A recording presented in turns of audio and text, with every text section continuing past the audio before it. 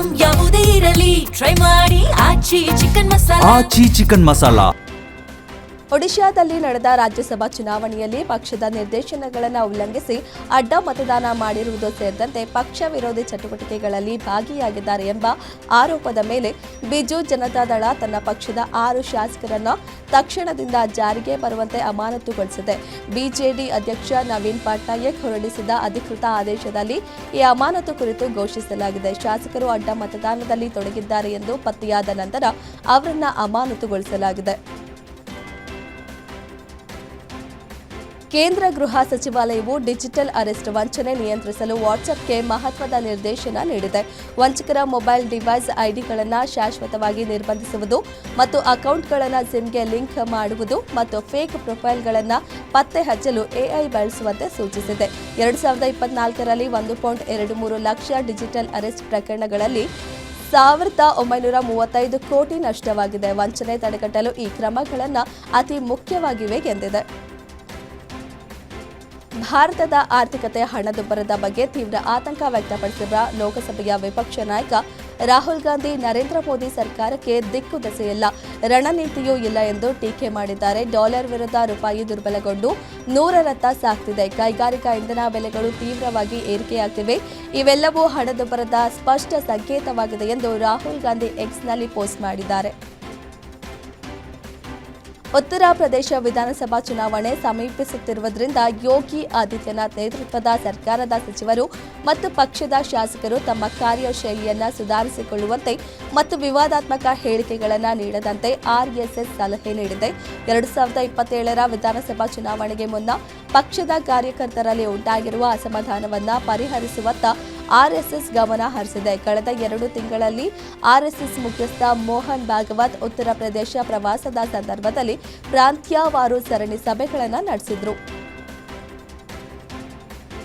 ಈ ಬಾರಿಯ ತಮಿಳುನಾಡು ವಿಧಾನಸಭಾ ಚುನಾವಣೆಯಲ್ಲಿ ಎನ್ಡಿಎ ಮೈತ್ರಿಕೂಟ ಸಿಎಂ ಎಂಕೆ ಸ್ಟಾಲಿನ್ ನೇತೃತ್ವದ ಆಡಳಿತಾರೂಢ ಡಿಎಂಕೆ ಸರ್ಕಾರವನ್ನು ಅಧಿಕಾರದಿಂದ ಕೆಳಗಿಳಿಸಲಿದೆ ಎಂದು ಎಎಂಎಂಕೆ ಪಕ್ಷದ ಪ್ರಧಾನ ಕಾರ್ಯದರ್ಶಿ ಟಿಟಿವಿ ದಿನಕರನ್ ಭವಿಷ್ಯ ನುಡಿದಿದ್ದಾರೆ. ದಿನಕರನ್ ಡಿಎಂಕೆ ಪಕ್ಷವನ್ನು ಚುನಾವಣೆಯಲ್ಲಿ ಸೋಲಿಸುವುದಕ್ಕೆ ಕಾರ್ಯತಂತ್ರ ಹೆಣೆಯುವುದಕ್ಕೆ ದೆಹಲಿಯಲ್ಲಿ ಸಭೆಯನ್ನ ಕರೆಯಲಾಗಿತ್ತು. ಅಮಿತ್ ಶಾ ನೇತೃತ್ವದಲ್ಲಿ ನಡೆದ ಸಭೆಯಲ್ಲಿ ಮೈತ್ರಿಕೂಟದ ಪಕ್ಷಗಳು ಹೇಗೆ ಒಗ್ಗೂಡಿ ಕೆಲಸ ಎಂಬುದರ ಬಗ್ಗೆ ಚರ್ಚೆ ಮಾಡಲಾಯಿತು.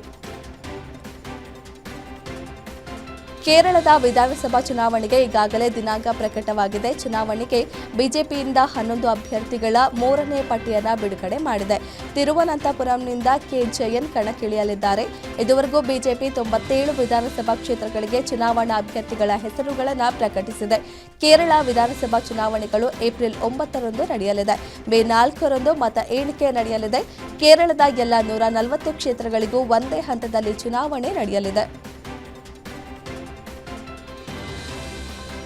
ಕಾಂಗ್ರೆಸ್ ನಾಯಕ ರಾಹುಲ್ ಗಾಂಧಿ ಅವರ ವಿರುದ್ಧ ಕೇರಳದ ಮುಖ್ಯಮಂತ್ರಿ ಪಿಣರಾಯಿ ವಿಜಯನ್ ತೀವ್ರ ವಾಗ್ದಾಳಿ ನಡೆಸಿದ್ದಾರೆ. ರಾಹುಲ್ ಗಾಂಧಿ ಹಾಗೂ ಹಿರಿಯ ಕಾಂಗ್ರೆಸ್ ನಾಯಕರು ಬಿಜೆಪಿಯ ಬಿ ಟೀಮ್ ಎಂದು ಟೀಕಿಸಿದ್ದಾರೆ. ಓಲೈಕೆ ರಾಜಕೀಯ ಮಾಡುವ ಕಾಂಗ್ರೆಸ್ ಹಾಗೂ ಬಿಜೆಪಿ 2 ಪಕ್ಷಗಳು ಕಮ್ಯುನಿಸ್ಟ್ ಪಕ್ಷ ನೇತೃತ್ವದ ಎಡ ಪ್ರಜಾಸತ್ತಾತ್ಮಕ ರಂಗ ಅನ್ನೋ ಒಂದೇ ರೀತಿಯಲ್ಲಿ ವಿರೋಧಿಸಿವೆ. ಅವೆರಡೂ ಚೆನ್ನಾಗಿ ಹೊಂದಿಕೊಳ್ಳುತ್ತಿವೆ ಎಂದು ಕೇರಳದ ಸಿಎಂ ಆರೋಪಿಸಿದ್ದಾರೆ. ವಿಮಾನದಲ್ಲಿ 60% ಸೀಟುಗಳನ್ನು ಉಚಿತವಾಗಿ ಆಯ್ಕೆ ಮಾಡಬಹುದು ಎಂಬ ಕೇಂದ್ರದ ನಿರ್ಧಾರಕ್ಕೆ ವಿಮಾನಯಾನ ಕಂಪನಿಗಳು ವಿರೋಧ ವ್ಯಕ್ತಪಡಿಸಿವೆ. 0% ಸೀಟುಗಳ ಉಚಿತ ಆಯ್ಕೆ ನಿರ್ಧಾರಕ್ಕೆ air India, IndiGo, Spice jet ವಿಮಾನಯಾನ ಕಂಪನಿಗಳು ವಿರೋಧ ವ್ಯಕ್ತಪಡಿಸಿವೆ. ಈ 3 ವಿಮಾನಯಾನ ಸಂಸ್ಥೆಗಳನ್ನು ಪ್ರತಿನಿಧಿಸುವ ಭಾರತೀಯ ವಿಮಾನಯಾನ ಸಂಸ್ಥೆಗಳ ಒಕ್ಕೂಟವು ನಾಗರಿಕ ವಿಮಾನಯಾನ ಸಚಿವಾಲಯದ ಕಾರ್ಯದರ್ಶಿ ಸಮೀರ್ ಕುಮಾರ್ ಸಿನ್ಹಾ ಅವರಿಗೆ ಪತ್ರ ಬರೆದಿದೆ. ಮಧ್ಯಪ್ರಾಚ್ಯ ರಾಷ್ಟ್ರಗಳಲ್ಲಿನ ಸಂಘರ್ಷದ ಪರಿಣಾಮ ಜಾಗತಿಕ ತೈಲ ಮಾರುಕಟ್ಟೆಯ ಮೇಲೆ ಭಾರೀ ಪರಿಣಾಮ ಬೀರಿದೆ. ಬೆನ್ನಲ್ಲೇ ಭಾರತದಲ್ಲೂ ಪ್ರೀಮಿಯಂ ಪೆಟ್ರೋಲ್ ಹಾಗೂ ಕೈಗಾರಿಕಾ ಉದ್ದೇಶಕ್ಕೆ ಬಳಸುವ ಬಲ್ಕ್ ಡೀಸೆಲ್ ದರದಲ್ಲಿ ಗಣನೀಯ ಏರಿಕೆ ಕಂಡುಬಂದಿದೆ. ಶೆಲ್ ಪೆಟ್ರೋಲ್ ಬಂಕ್ಗಳಲ್ಲಿ ಇಂಧನ ದರ ಏರಿಕೆಯಾಗಿದ್ದು, ಈಗ ಅದರ ಬೆನ್ನಲ್ಲೇ ಎಲ್ಲಾ ತೈಲ ಕಂಪನಿಗಳು ಪ್ರೀಮಿಯಂ ಪೆಟ್ರೋಲ್ ದರವನ್ನು ಲೀಟರ್ಗೆ $2 ಹೆಚ್ಚಿಸಿವೆ. ಇರಾನ್ ಇಸ್ರೇಲ್ ಅಮೆರಿಕ ಯುದ್ಧದ ಹಿನ್ನೆಲೆಯಲ್ಲಿ ಜಾಗತಿಕ ಇಂಧನ ಬಿಕ್ಕಟ್ಟಿನ ಸನ್ನಿವೇಶ ಸೃಷ್ಟಿಯಾಗಿದೆ. ಇದನ್ನು ನಿರ್ವಹಿಸಲು ಇಂಧನ ಮತ್ತು ಗ್ಯಾಸ್ ಬಳಕೆ ಕಡಿತಗೊಳಿಸುವಂತೆ ಐಇಎ ಪ್ರಮುಖ ಶಿಫಾರಸು ಮಾಡಿದೆ. ಹೀಗಾಗಿ ಜಗತ್ತಿನಲ್ಲಿ ಲಾಕ್ಡೌನ್ ಪರಿಸ್ಥಿತಿ ಸೃಷ್ಟಿಯಾಗಬಹುದು ಎಂಬ ಕಳವಳ ವ್ಯಕ್ತವಾಗಿದೆ. ಪೆಟ್ರೋಲ್ ಉಳಿಸುವುದಕ್ಕಾಗಿ ಮನೆಯಿಂದಲೇ ಕೆಲಸ ಮಾಡುವುದನ್ನು ಪ್ರೋತ್ಸಾಹಿಸುವುದು, ಇಂಧನ ಬಳಕೆಯನ್ನು ಕಡಿಮೆ ಮಾಡುವ ದೃಷ್ಟಿಯಿಂದ ಹೆದ್ದಾರಿಗಳಲ್ಲಿ ವಾಹನಗಳ ವೇಗ ಮಿತಿಯನ್ನು ಕನಿಷ್ಠ 10 ಕಿಲೋಮೀಟರ್ನಷ್ಟು ಕಡಿತಗೊಳಿಸಲು ಸಂಸ್ಥೆ ಸಲಹೆ ನೀಡಿದೆ. ಪ್ರಧಾನಿ ನರೇಂದ್ರ ಮೋದಿ ಇರಾನ್ ಅಧ್ಯಕ್ಷ ಮಸೌದ್ ಪೆಜೆಶ್ಕಿಯಾನ್ ಅವರೊಂದಿಗೆ ಮಾತನಾಡಿದ್ದಾರೆ. ಇರಾನ್ನಾದ್ಯಂತ ಮೂಲಸೌಕರ್ಯಗಳ ಮೇಲಿನ ದಾಳಿಯನ್ನು ಮೋದಿ ಖಂಡಿಸಿದ್ದು, ಇದು ಪ್ರಾದೇಶಿಕ ಸ್ಥಿರತೆಗೆ ಬೆದರಿಕೆಯಾಗಿದೆ ಎಂದು ಕಳವಳ ವ್ಯಕ್ತಪಡಿಸಿದ್ದಾರೆ.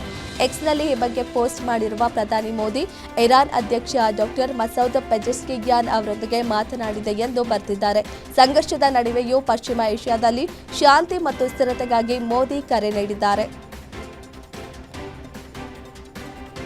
ಈದ್ ಅಲ್ ಫಿತರ್ ದಿನವೇ ಜೆರುಸಲೇಂ ಮೇಲೆ ಇರಾನ್ ಕ್ಷಿಪಣಿ ದಾಳಿ ನಡೆಸಿದೆ. ಅಲ್ ಅಕ್ಸಾ ಮಸೀದಿಯಿಂದ ಕೇವಲ 100 ಮೀಟರ್ಗಳಷ್ಟು ದೂರದಲ್ಲಿ ಕ್ಷಿಪಣಿ ಬಿದ್ದಿದೆ. ಇದರಿಂದಾಗಿ ನೂರಾರು ಮುಸ್ಲಿಮರು ನಗರದ ಹೊರಗೆ ಪ್ರಾರ್ಥನೆ ಸಲ್ಲಿಸುವಂತಾಯಿತು. ಸುಮಾರು 60 ವರ್ಷಗಳಲ್ಲಿ ಇದೇ ಮೊದಲ ಬಾರಿಗೆ ಮುಸ್ಲಿಮರಿಗೆ ಮಸೀದಿ ಬಳಿಗೆ ಪ್ರವೇಶ ನಿರ್ಬಂಧಿಸಲಾಯಿತು.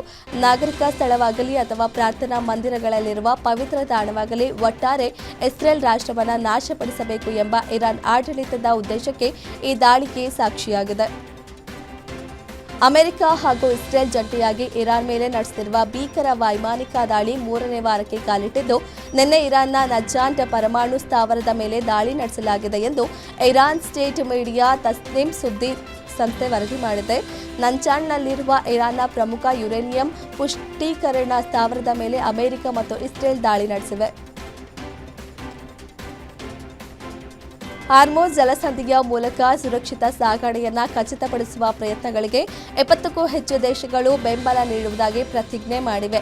ಅಲ್ಲದೆ ವಿಶ್ವದ ತೈಲ ಮತ್ತು ಅನಿಲದ 5ನೇ ಒಂದು ಭಾಗವನ್ನು ಸಾಗಿಸುವ ಪ್ರಮುಖ ಜಲಮಾರ್ಗವನ್ನು ಮುಚ್ಚಿರುವ ಇರಾನ್ ಕ್ರಮವನ್ನು ಬಲವಾಗಿ ಖಂಡಿಸಿವೆ. ಯುಎಇ, ಬಹ್ರೇನ್ ಸೇರಿದಂತೆ ಒಟ್ಟು 22 ರಾಷ್ಟ್ರಗಳು ಬಿಡುಗಡೆ ಮಾಡಿದ ಜಂಟಿ ಹೇಳಿಕೆಯಲ್ಲಿ 22 ದಿನಗಳ ಕಳೆದರೂ ಸಂಘರ್ಷ ಉಲ್ಬಣಗೊಳ್ಳುತ್ತದೆ ಎಂದು ಖಂಡಿಸಿವೆ.